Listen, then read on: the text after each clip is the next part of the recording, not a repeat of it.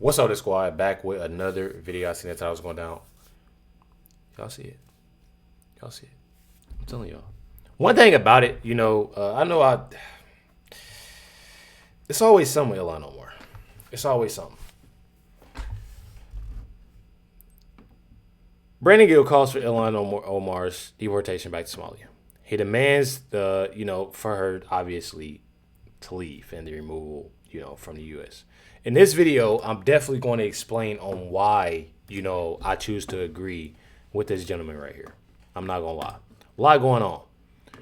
One thing, that she has done, truly, is this. Check this out, MSNBC. Here's, a president that is always unhinged, always deranged, always creating chaos and division. And he seems to have a real obsession with anyone that is an immigrant in this country that is not of European descent.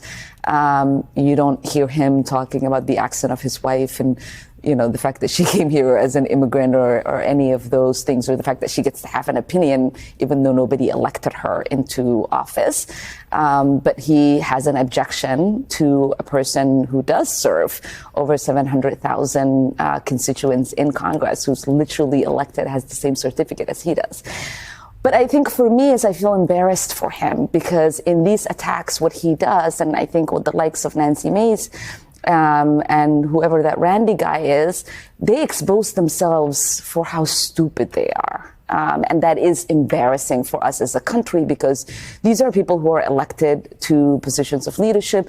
He's supposed to be the president of the United States, who's heading off to Europe to represent us. When he does, he's uneducated.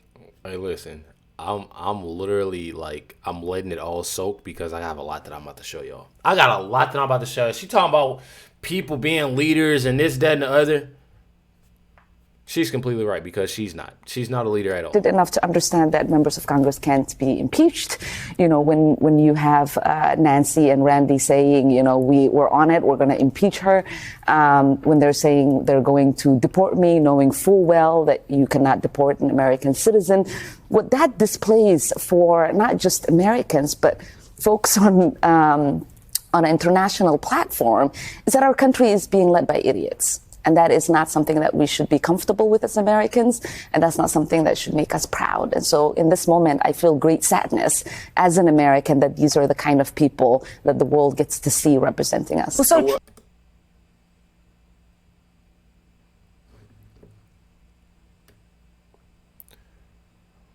she's right there at the end of this video. Where's the end of this video? Go to the end of the video. I wonder who she's looking at. As she's saying this, I wonder truly who she's looking at because she sounds so ignorant. She sounds so ignorant, and she sounds like she's mad because she can't lead them. Okay, scratch that. She can't lead Americans, I should say. But a group of people that she is leading, truly, are these Somalians. Before we get into that, I'm going to show this video of what Ilhan Omar has been accused of. Serious and offensive. Check it out. Also asking Congresswoman Craig to initiate an ethics investigation into Congresswoman Omar because of questions about federal tax fraud, federal immigration fraud, federal student loan fraud, and state violations of perjury, bigamy, kickbacks, and acts of campaign fraud abuse in Boston, Washington, New York, Chicago, and Florida. There are also violations of state ethics or of the Minnesota House ethics rules regarding colleges for speeches she gave while she was in partial control of their budgets as a member of the House Higher Education Finance Committee in both 2017 and 2018. She was found guilty of the violations by the Minnesota Campaign Finance Board 3 weeks ago in order to return those funds on June 6th.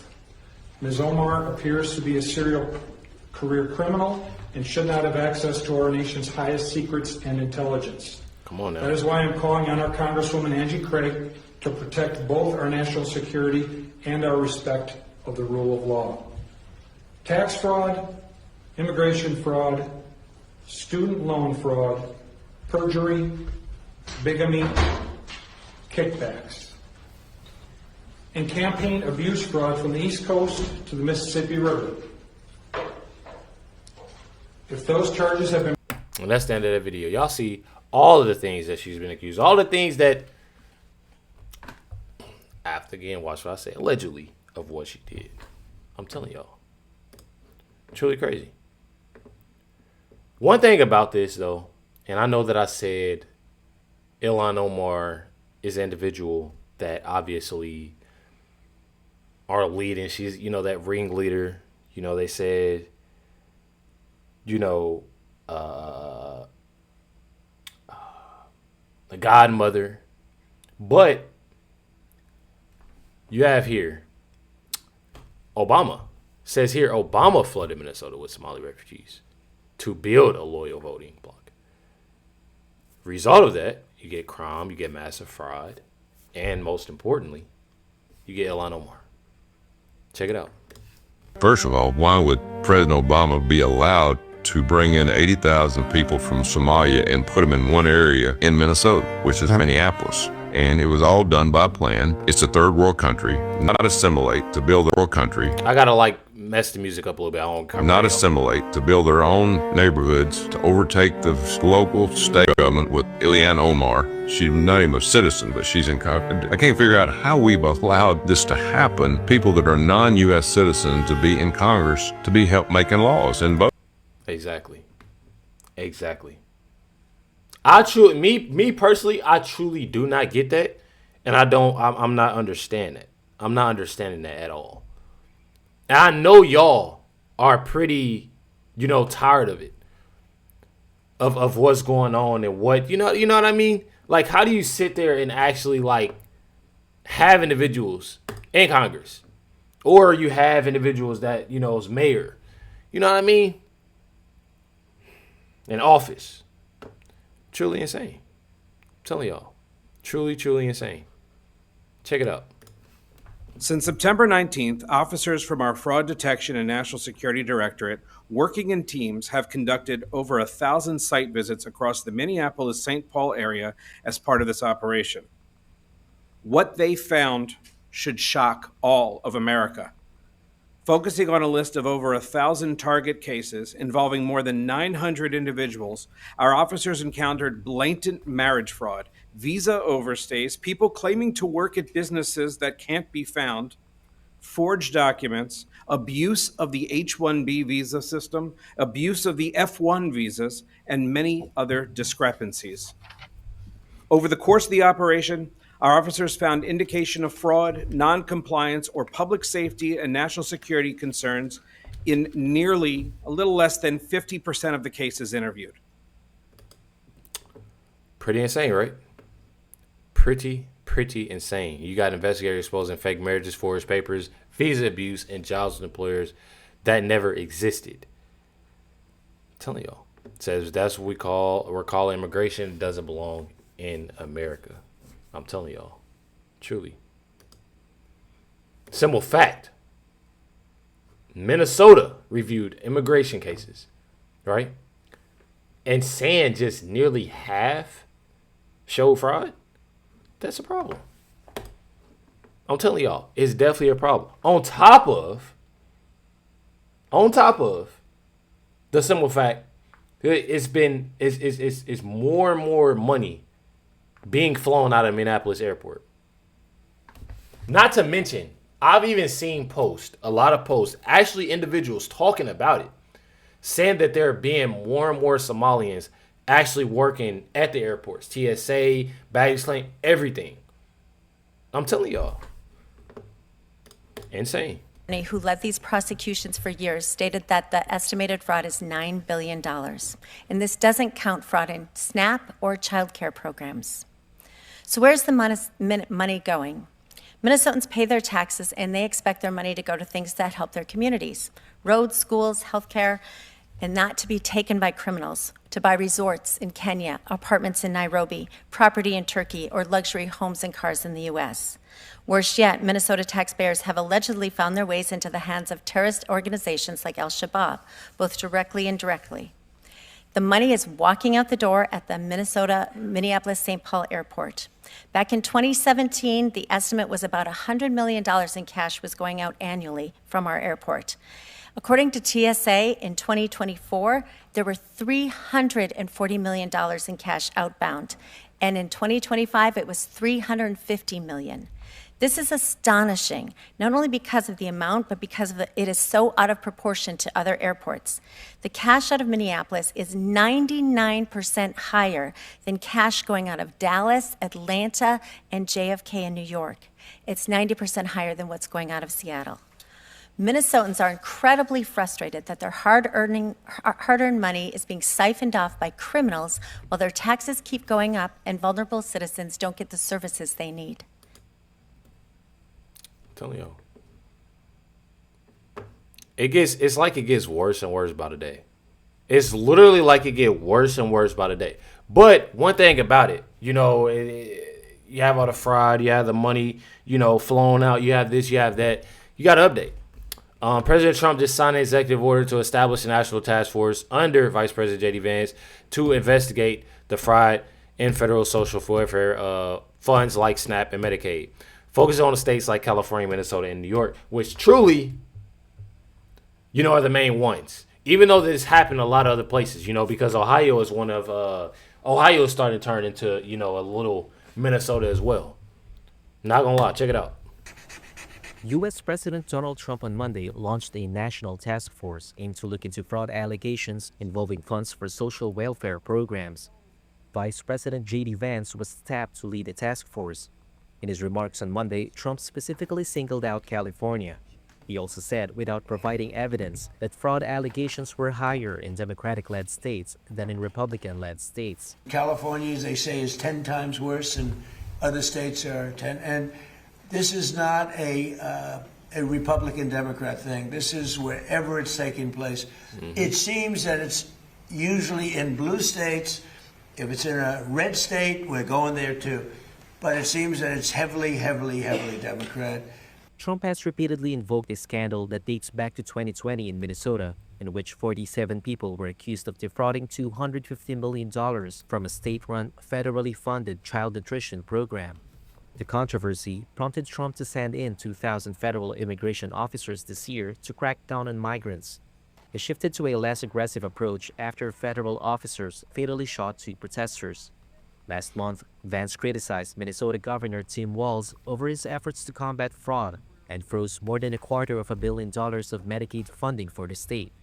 Walz has slammed the Trump administration for what he called, quote, a campaign of retribution. One thing about it is they know that they're guilty. They know that they're guilty, and I cannot wait. For these individuals. Like, you got to think, man, it's literally people out there literally working hard. And what makes it sad is I don't feel like people actually pay attention to what's truly going on and realize, like, what they're causing. You literally have people that go to work and pay taxes, don't do anything, do everything legal. You know what I mean? Do everything legal. And you have people that are going to work and still, struggling, times of paying bills and times. I mean, it's life, but you have people that's, that are going through it. Even if people aren't going through it, that's not their money to take. It's not their money to take whatsoever. And for, these individuals to come from a different country illegally, and for them to even have that assistance when it comes to SNAP, when it comes to medical assistance, when it comes to transportation assistance, airfare, when it comes to all these things that they get, housing assistance, it makes me even more mad that they're using that and they're switching it around. Like, they'll have food stamps and they'll put it into a business. They get $7,000 as soon as they touch down on the ground.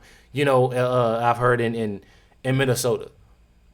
I'm telling y'all, it's stuff like that. And they turn around, they put those foods, they get food and different items because y'all, I don't know if y'all know, but not only do you get food with SNAP, you get other items with SNAP as well. People have gotten deodorant, people have gotten paper towel, people have gotten other things with SNAP. So when they having that, they'll put them in their stores and they'll sell them. You know what I mean? Not only that, you have the fraud when it comes to the health fraud and the daycares and, you know, the transportation fraud. You're having a lot of that. So you're having a lot of that, and they taking all that. I have a problem with that. It's people literally out here struggling. It's people out here struggling. Not to mention they getting all this assistance, and we got people that have served in the military and they struggling. That's why I got a problem with that. And that's why I tend to get on here a lot and talk about this, because it's very important. And I don't want it to go anywhere. I'm telling y'all. You got it right here. It says Brooke Rollins confirms a SNAP fraud purge as Minnesota Millionaires reveals he qualified for SNAP benefits through a loophole. Says we moved $3.3 million off of food stamps. I'm telling y'all. It was incredible news yesterday, a real testament, I think, to this president's leadership and vision that we have to protect the taxpayer. We have to ensure that every government program coming out of the federal government is doing what it is intended.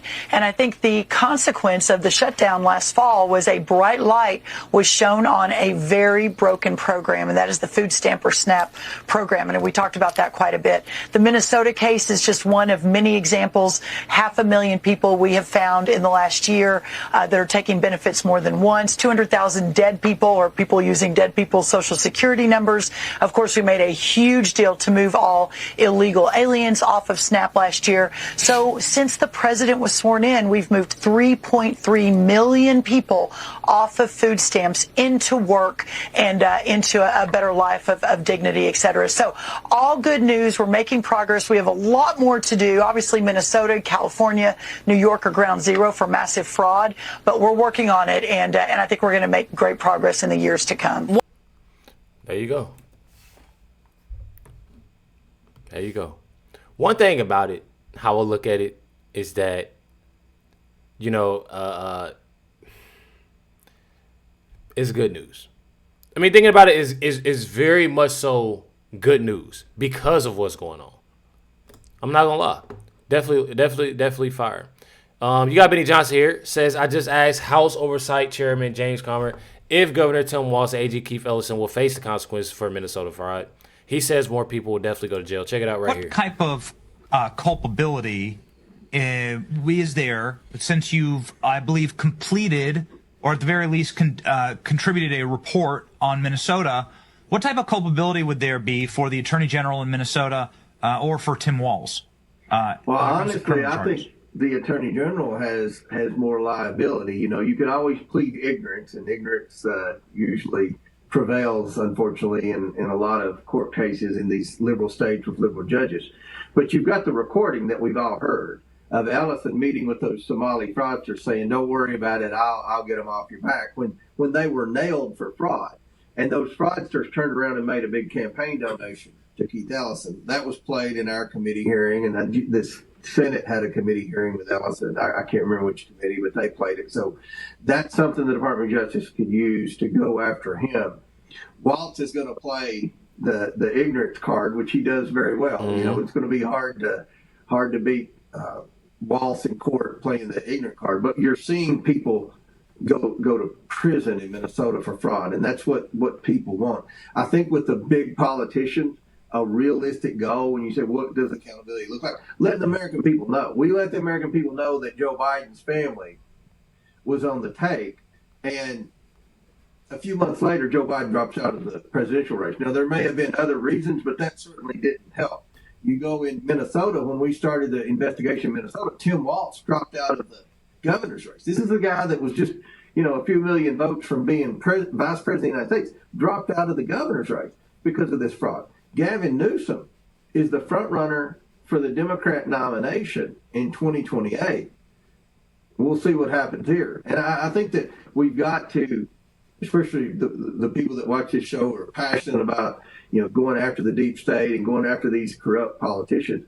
We have to look at, what is achievable from a congressional standpoint and shining the light on the corruption, letting the American people know how corrupt some of these politicians are. I think that's a pretty big win because, it's had an adverse effect on their electoral success. And we're not doing it for political reasons. We're doing it for the taxpayers. That's who I represent on the Oversight Committee, the American taxpayers. There you got it. There you have it. which is definitely amazing. And I definitely love, you know, of just in a sense, just being real about everything. I'm not gonna lie. Before we end this video, this is something that I definitely want to show y'all. It says Minnesota Ilhan Omar caught funneling millions of her campaign funds into her husband's ventures. Lawsuits show nearly $2 million disappeared, 1.7 million went missing. So one thing about it, you know, when it comes down to Ilhan Omar, if we have the information and everything is out, then I know that, you know, when it comes down, you know, to the FBI, you know, to just like we just heard, House Oversight, you know, chairman, it's stuff like that. I know truly that they have more and more information, not just on Ilhan Omar, but as well as Tim Walz as well. With accusations of fraud against a business partly owned by Representative Omar's husband. Fox 9's Corin Hogger joins us now in the newsroom after digging into what's behind this legal fight. All right, Corin, what is Omar's connection to these accusations? Karen, it's nothing directly. Her husband is Tim Minette, and his consulting firm legally got about $3 million from her 2020 campaign. Now he's a business partner in a few business ventures that are involved in lawsuits claiming his companies have made money disappear. In the case of Tim Minette, whose LinkedIn page shows he was a partner in the E Street Group along with Will Haler, there's no publicly known criminal investigation. But there may be something behind the scenes. We have connected with federal law enforcement on this. I believe that they're looking into it as we speak. Ned Horsted is the CEO of a South Dakota cannabis company that gave Haler and Minette's company $3.5 million to kickstart investments, but ended up with about $1.8 million back and a court judgment, an IOU for the other $1.7 million. Omar's office tells me she has no involvement in any business ventures, and the situation reeks of political desperation. If you have a two-person business and one of them is a spouse of a member of Congress, it seems suspicious, to say the least, that they never knew about $3.5 million that came into the bank account. They never knew that 1.7 went missing. The lawyers for Minette and Haler say they absolutely did not intend to defraud anyone in that cannabis business or in a winery deal that's also the subject of a civil lawsuit. One thing about it, I don't care what anybody say, it's definitely time for them to make a move and do what they need to do when it comes down to Ilhan Omar. You got a post right here that says President Trump wants Ilhan Omar removed from Congress, and I truly believe that will happen here soon. Make sure you hit the like button, hit that subscribe button. Definitely appreciate y'all. Much love to every single last one of y'all. Stay tuned for the next video dropping tonight. Telling y'all we got some bangers that we's dropping. Catch y'all next one.